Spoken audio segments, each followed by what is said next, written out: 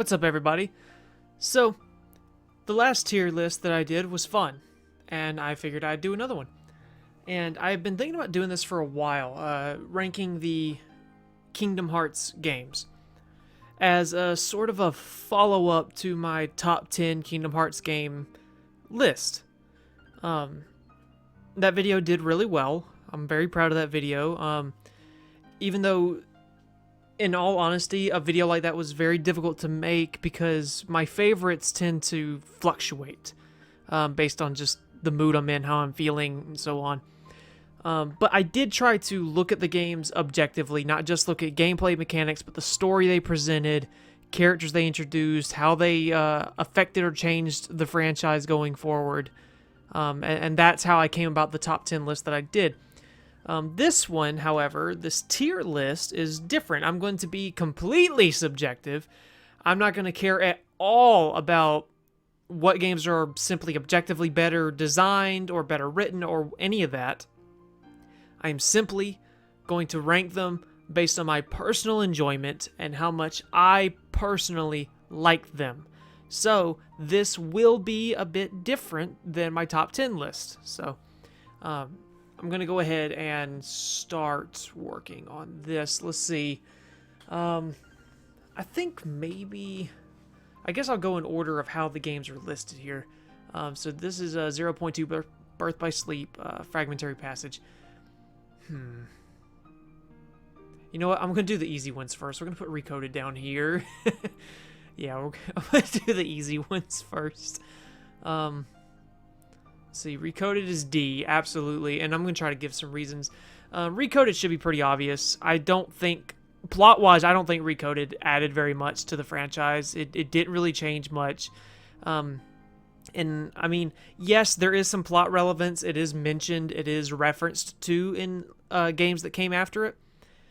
But honestly, if you remove it from the plot entirely, it doesn't really affect much. The plot, we would still end up where we did at the end of Kingdom Hearts 3, regardless of whether or not Recoded existed.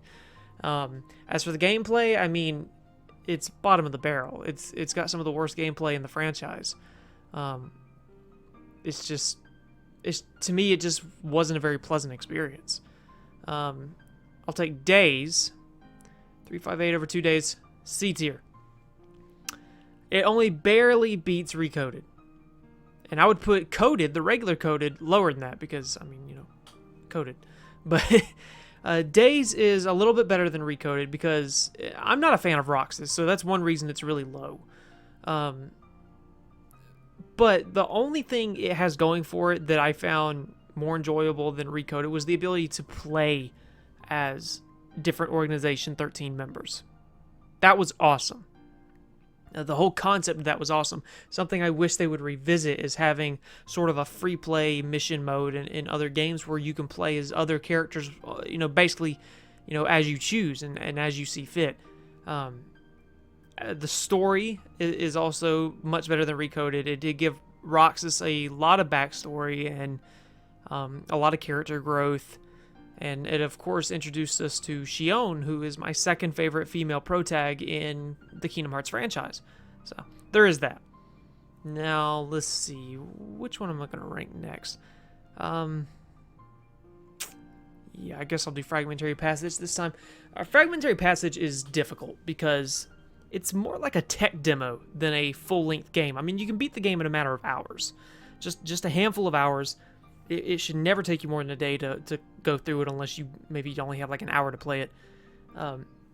Playing as Aqua is awesome, and it was our first experience with, those new fresh graphics, so it was a really pretty game.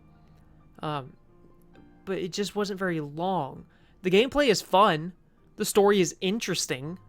Being able to see what Aqua goes through in the realm of darkness is really interesting. So, you know what? I'm gonna put it B tier. It's B tier. It's a fun experience. It's just, I often forget it even exists because there's not a whole lot of memorable moments in it aside from the very end of the game, where you face off against the Demon Tide, and we learned why Mickey didn't have a shirt in Kingdom Hearts 1 and all that nonsense. So yeah, I'm gonna put that in B tier. As for, let's see. gonna rank. You know, let's do the first Kingdom Hearts. First Kingdom Hearts. I'm very partial to the first Kingdom Hearts, so I'm putting that bad boy in S tier. I mean, the game is legendary. We would not have this franchise if not for Kingdom Hearts 1. And, you know, growing up, all I talked about was Kingdom Hearts 2. As I've gotten older, I've come to appreciate Kingdom Hearts 1 so much. And yeah, the combat can be a little clunky at times. Believe me, I've played clunkier games from that same time period. There are worse games. The combat is not terrible, but it's not flawless either. It's not as polished as some of the later games. But the story is simplistic, it's fun, it's insightful, I love it. The worlds, it has some of the best world design in the entire franchise. And I mean that. It has a great world selection. I really like the worlds they chose for the game. The characters are great. The enemies are great. The music, the soundtrack is great. Kingdom Hearts 1, to me, had one of the most memorable soundtracks of the franchise just because these certain tracks, certain boss themes just stuck with you. It's also the game that introduced me to Final Fantasy, so I owe a lot of, you know, my love for Final Fantasy to Kingdom Hearts 1 because I didn't know what Final Fantasy was before that. And it was actually my cousin who pointed that out to me and was like, hey, that's Wakka from Final Fantasy X. And I was like, what? What do you mean that's Wakka from Final Fantasy? No, he's a Kingdom Hearts character. I then later played Final Fantasy X, and it's one of my favorite games ever. Definitely is my favorite Final Fantasy. But Kingdom Hearts 1 definitely deserves a spot at S tier. Ansem was a great final boss. Great final boss. The secret boss fights, Phantom, Kurziza, and now keep in mind, I should have clarified this earlier. As for Kingdom Hearts 1 and 2 and all that, I'm counting their final mix versions, not their base versions, even though they don't all say final mix. I am counting them as their final mix versions. You know, I'm considering both the original and the final mix editions of those games because it's basically the same game, just with more content. So yeah, Kingdom Hearts 1, definitely S tier, without a doubt. Okay, Rechain of Memories. C tier. It's not as bad as Recoded. I do like the game, and I like it more than 358 over 2 days, so just because, I mean, yeah, just because I'm gonna put that right there. Yeah. What does this do? Oh, it moves them around. Okay, I need to fix that. Oh wait, it moved the entire. Oh, I didn't know what those buttons did. So yeah, I should probably fix that. Put B back where it's supposed to be. That was there. Okay, yeah. So, Rechain of Memories for sure. Is C tier. I enjoy the game. I really do. I definitely like it more than 358 over 2 days, but I just don't think it deserves B tier, and it's not because of the combat. I don't have a problem with the combat of the game. I enjoy the game. The combat is fun once you learn how to use it, and the combat's really easy to break too, so, you know, that helps. Getting to play as Riku is awesome. I mean, it doesn't get much better than that. However, where the game really falls short is it's monotonous, and it's tedious, and it's repetitive. It just, you go into the same exact rooms over and over again, just with a different coat of paint on the walls, you know? All the rooms are basically designed the same. You know, if you activate Teeming Darkness in one world, it's basically going to be the same design-wise as if you activate it in another world. So it's just the same rooms over and over again. You make countless rooms, and it just gets really repetitive, having to constantly go through that. Grinding is a nightmare, particularly with Riku. Trying to 100% that game is also kind of frustrating. It's not that it's difficult, it's just time-consuming, trying to get enemy cards and stuff like that. The combat system does have a steep learning curve. Not everybody can grasp it, and that's okay. But once you do, it can be a very satisfying thing to master because it's like, I got this. It clicks. I understand it now. Now I know how to break the combat system. Lethal Frame, by the way. it's a difficult game to master, but it's satisfying when you do. And it just doesn't compare to the other games that aren't reliant on that card system and that aren't reliant on the monotony and repetitiveness of constantly making the same room over and over again. The story is cool, the villains are cool, the boss fights are neat, but it's in C tier. If I had space in between C and B, it would probably be there. It's like a B, a BA. Like if there was a B, a BA, and a BB, it would be in a tier between. But I think I get less enjoyment out of it than Fragmentary Passage. That's why it falls short. Let's see. Dream Drop Distance. This one is also kind of difficult to rank. I've only beaten it once. I'm gonna put it in B tier because I did enjoy the game. I like Dream Drop Distance. I don't love it, but I do like it. It was fun when I played it. Dream Drop Distance is pretty famous for being the game where the story everything is blown wide open, and the story really starts getting complicated around that game. And I'm not surprised a lot of people don't like it. The Dream Eater system is a little meh, and when I get around to playing it again on my fresh playthrough through all of the games, I'll probably reassess how I feel about it. But right now, it's B tier. I enjoyed it about as much as Fragmentary Passage, and I do remember more of it than Fragmentary Passage, so it's at least more memorable. So I'll move it like in front of Fragmentary Passage. The mobile game, Union Cross. Okay, this one, Union Cross. B tier.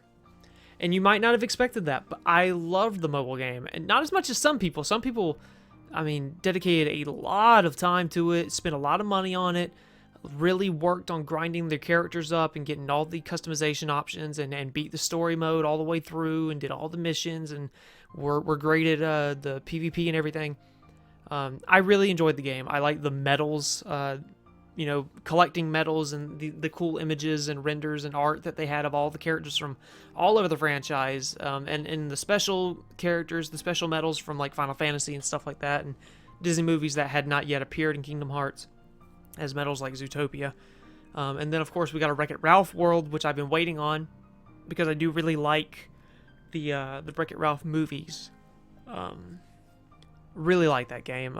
Creating your own Keyblade wielder is just super cool, but it's definitely in B tier because of the story. It's got one of the most engaging plots of any Kingdom Hearts game. It's really, really good. If it was voiced and in a higher quality graphics engine, it'd be even better. I would love to see a remake of it. A remake of Union Cross with like the Kingdom Hearts 3 engine, and Unreal Engine and stuff, I think could be an S tier game. Melody of Memory. This one is difficult. No matter where I put this one, it's gonna make somebody mad. If I put it low, it's gonna make people who love it mad. If I put it high, people who hate it are gonna be like, "What? Why? It's just a rhythm game." So, who do I want to make mad? I really enjoyed Melody of Memory. It is a fun game that has no business being as much fun as it is. But do I enjoy it as much as all the other games? B tier. Melody of Memory is right there in the center with these other games there. As a rhythm game, it's fantastic. I don't play a lot of rhythm games. I bought it because it's Kingdom Hearts, and I mean, I'm not gonna ignore Kingdom Hearts. It had no business being as much fun as it was. It was insanely fun. I loved it so much. Getting to see all these worlds again. I mean, it's got the largest world roster of any game in the series with the amount of worlds you go to, even though they're just, it's just the tracks, the songs you get to play. Getting to rehear some of my favorite tracks from the franchise, getting to play as the different teams, Team Classic, Team BBS, Team Days. I really don't care about the Dream Drop Distance team, but 100%ing it was tedious, but super satisfying when I did it. I liked getting better at the game over time. Nothing felt greater than playing Wave of Darkness and only being able to get like a B on it to full chaining it. It's really a satisfying process. And if you love the Kingdom Hearts music, it's worth it. Even if you don't like rhythm games, if you love the Kingdom Hearts music and you just like Kingdom Hearts, I think it's worth it. I like the worlds that you go to, because even though you're on a set track, especially if someone else is playing, but you still get to look at the environment of the world, and it's really cool just sort of going through and seeing the environments of these worlds again. And the memory dives were super fun. I like the different ways to play with the regular field battles, the memory dives, and then the boss battles. They were all unique takes on this Kingdom Hearts rhythm game, and super fun, each and every one of them. They don't feel too similar of each other. And a lot of the songs they're not necessarily difficult. There's a handful that I think were just absurdly difficult, but most of them were just challenging, They were challenging, and they dared me to master them, learn them and master them, and I did. It was a really fun experience. We're going to go with Birth by Sleep, and Birth by Sleep is A tier. I really enjoy Birth by Sleep. A lot. I really like Birth by Sleep. Its combat is not the best designed in the franchise, and I think that's its major weakness, is that the combat is kind of wonky, and boss fights are not all that great. However, from a plot standpoint and how it changed the narrative of Kingdom Hearts going forward, and what it did for opening up the narrative, is why I gave it such a high position on my top 10 list, and it's why it gets a high position on this tier list, because it changed everything. We got to play as 3 different characters, Terra, Aqua, and Ventus. We hadn't been able to play as 3 different characters, do 3 whole separate stories that sort of connected and lined up at the end like that in any Kingdom Hearts game previously. We got Sora and Riku in Chain of Memories, but and the original Chain of Memories would probably be in the same category down here in C. But with Birth by Sleep, we get to see Xigbar before he was a nobody, Braig, and some others like Lee and Isa, which was really cool. We got to go to the princess worlds finally, the ones that we hadn't previously been to, like Cinderella, Snow White, and Sleeping Beauty. The Stitch world was cool. We went back to Neverland, and we got to go to Neverland, of course, not just Hook's ship. Seeing young Hercules was cool. Seeing Zack from Final Fantasy being the only real Final Fantasy character in the game was super cool.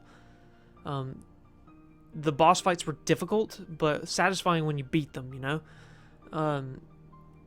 It introduced us to Master Xehanort, which is a big selling point for the game. Master Xehanort is such a great villain. It introduced us both to him and Vanitas.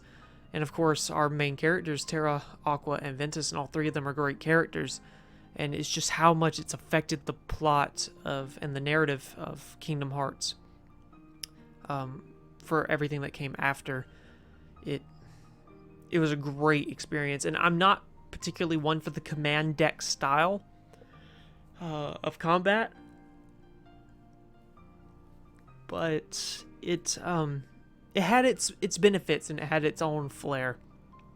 It's just the combat itself that's sort of poorly designed. I like the world choices. I like Disney Town was awesome. I loved going to Disney Town. Mini games were a little frustrating, but Disney Town itself was cool. I was disappointed 100 Acre Wood wasn't technically in the game, even though we got the command board or whatever. Seeing Radiant Garden was really cool. It was just, Mark Hamill, of course. Mark Hamill and Leonard Nimoy, the voice acting for those 2 characters was great, even if Terra and Aqua's voice acting was a little shaky at times. It was just... I really like the game. Birth by Sleep is a great game. Now for the final 2, I had to save these 2 for last because Kingdom Hearts 2 and Kingdom Hearts 3. Kingdom Hearts 2 because it's the most beloved game in the franchise by the majority. Not everybody, but by the majority. And Kingdom Hearts 3 because it's the most polarizing game in the franchise. Now we're going to go ahead and go with Kingdom Hearts 2. And surprise nobody, S tier. And I'll even move it ahead of Kingdom Hearts 1. Kingdom Hearts 2, I do feel like, as a complete package, from gameplay, from content, from story, I feel is the gold standard of Kingdom Hearts. Now, it is not without its flaws. Kingdom Hearts 2 definitely has flaws, which is something I will address in a later video. But drive forms were awesome. The Keyblade selection was awesome, even if I didn't really use every single Keyblade. The combat was definitely a step up from Kingdom Hearts 1. It was far more polished. The world selection was really large, and it was a great selection of worlds. However, the world design was not anywhere near the level of Kingdom Hearts 1. The prologue was too long. I'm not a fan of Roxas, as is well established on this channel. And it suffers from a lot of criticisms. It suffers from a lot of issues that people criticize Kingdom Hearts 3 for. People say, oh, the Disney worlds didn't make much of a difference, or didn't serve a lot of relevance to the plot in Kingdom Hearts 3. Well, guess what? It was the same way in Kingdom Hearts 2. And if you think otherwise, you're just fooling yourself. They were just bouncing from world to world. Have you seen Mickey, and have you seen Riku? No? Okay, well, we're gonna fight this villain for you anyways. No, like, that was it. We didn't start getting plot relevance in these worlds until the second half of the game, which is when Kingdom Hearts 3 really starts picking up as well. At least Kingdom Hearts 3, every world related to the plot in some way, whether it was the Princess of Heart, Sora learning a valuable lesson, Sora learning valuable abilities, but I digress. That's a whole nother video comparing Kingdom Hearts 2 to 3. Kingdom Hearts 2, despite its flaws, is still the gold standard for Kingdom Hearts games. That being said, Kingdom Hearts 3 is right up there with it. For Kingdom Hearts 3 haters, I'm sorry if you hate to hear it, but Kingdom Hearts 3 is a great game. And something I've been wanting to say for a long time that people don't seem to understand on the internet. Just because a new game is not as good as the game that came before it does not make it a bad game. And I feel like more people need to hear and understand that. It can be not as good and still be a good game. It doesn't have to be the best to be considered good. It is a good game. It is a great game, especially with the DLC. The game, it looks great. The combat is phenomenal. The story, I feel, is great. I love the ending. Being able to fight all of the organization members is great. I love the world selection. I was a little disappointed that there weren't more. And I love upgrading Keyblades. I think that's something that should have been in Kingdom Hearts from day one. Because it makes every Keyblade viable if you want it. You can play literally whatever Keyblade you want to and not feel like you're fighting with a massive handicap. Parties greater than just 3 people has something that's something I've been wanting since the beginning. We can finally have Hercules in our party. We can finally have more than just Don and Goofy or 2 other people aside from Sora in our party. And that's something I've wanted for so long. Kingdom Hearts 3 finally gave it to us, and it was so great. The combat is diverse. Even if you don't like Attraction Flow, not everybody hates it. So the combat is very diverse. It gives you so many ways to fight. That's what made the combat so easy, was there's so many ways to fight. If you combine them all, you just, you steamroll everything. But Kingdom Hearts 3 is still a great game, and I stand by that. Now, I may reassess my feelings for all these games when I've replayed them all on this fresh playthrough of everything. I'm on Kingdom Hearts 2 at the time of this recording. But this, I wanted to make this since making my top 10 list, and I stand by my decisions. This is how I personally feel. This is based on my personal enjoyment from these games. And honestly, I can move Kingdom Hearts 1 up here. These games are all interchangeable. This S tier, I can move them around because I love all 3 of these games equally. The numbered titles are the best in the franchise, and I will stand by that forever. if you like this video, please like it, because it helps a whole lot, like a lot. Subscribe to the channel. Go follow me on Twitch, because that's where I play the Kingdom Hearts games first, is on Twitch. They only go up on YouTube like a month and a half later. And leave a comment on how you feel about this tier list and how you would personally rank the games. And if you haven't seen it yet, go watch my top 10 Kingdom Hearts games list. It does look a bit different from this. And I'm a bit more objective with my reasoning. Not completely objective. Some of my bias is still in there. But I look a little bit more objectively at the games and what they represented to the franchise at that time. You know, not just the mainline games, but, you know, the portable games and what they did as a portable game and how much they represented, how much they changed the franchise, and so on and so forth. But again, like the video, subscribe. Thank you so much for watching, and hopefully I'll see you in the next video.